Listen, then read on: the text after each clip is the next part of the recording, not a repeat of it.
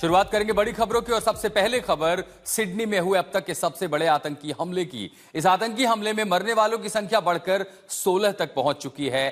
25 लोग अब तक घायल हुए हैं। सिडनी के बॉन्डी में यहूदियों का पर्व चल रहा था। अचानक दो शूटर वहां पर आते हैं, अंधाधुंध गोलीबारी करते हैं।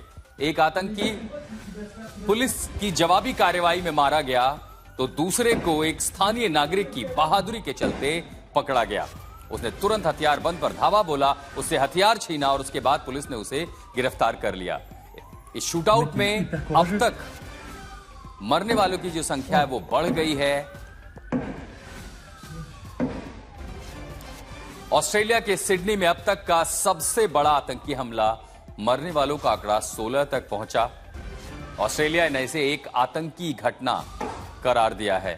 ये देखिए, वहां पर्व चल रहा था, अचानक बॉन्डी शहर में लोग इकट्ठा हुए थे एक पार्क के पास और उसी सेंट्रल पार्क इलाके के पास अचानक, ये उस समय की तस्वीरें हैं जब एक शूटर गोलीबारी कर रहा था, तब अचानक स्थानिक नागरिक ने उससे हथियार छीन लिया और इसी बहादुरी के बाद दूसरे आतंकी की गिरफ्तारी हो पाई।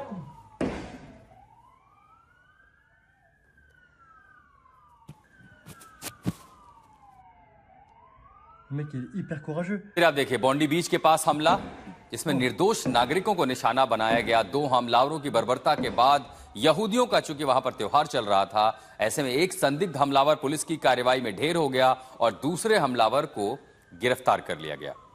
तो सिडनी में बड़ा आतंकी हमला, यहूदियों का पर्व और ऊपर से नए साल की जश्न की भी तैयारियां हो रही हैं और ऐसे में ऑस्ट्रेलिया में एक बड़ा आतंकी हमला होता है।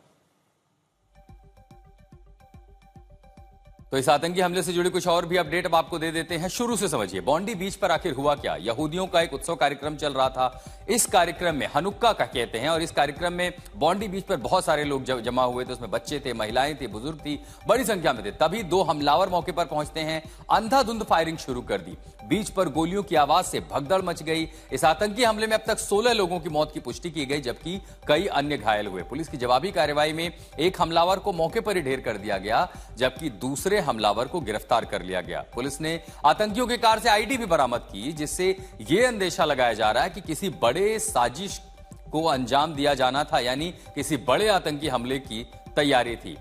जताया यह भी जा रहा है कि ऑस्ट्रेलिया प्रधानमंत्री एंथनी एल्बनीज ने इसे पिछले 30 वर्षों का सबसे बड़ा, सबसे खतरनाक आतंकी हमला बताया है। फिलहाल पूरे इलाके में सुरक्षा बढ़ा दी गई है। जांच एजेंसियां हमले से जुड़े सभी पहलुओं की पड़ताल में जुटी हैं कि आखिर ये कौन लोग थे, कहां से आए थे। लेकिन इस आतंकी हमले के बाद दुनिया भर की वैश्विक शक्तियों ने इस आतंकी हमले की निंदा की।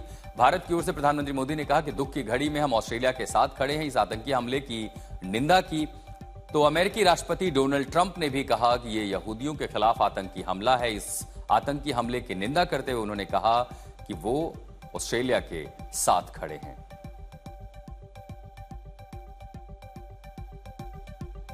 तो वहीं कनाडा के प्रधानमंत्री की ओर से भी प्रतिक्रिया आई। उन्होंने कहा कि आतंकी हमले से स्तब्ध हूं, कनाडा ऑस्ट्रेलिया और यहूदी समाज के साथ खड़ा है।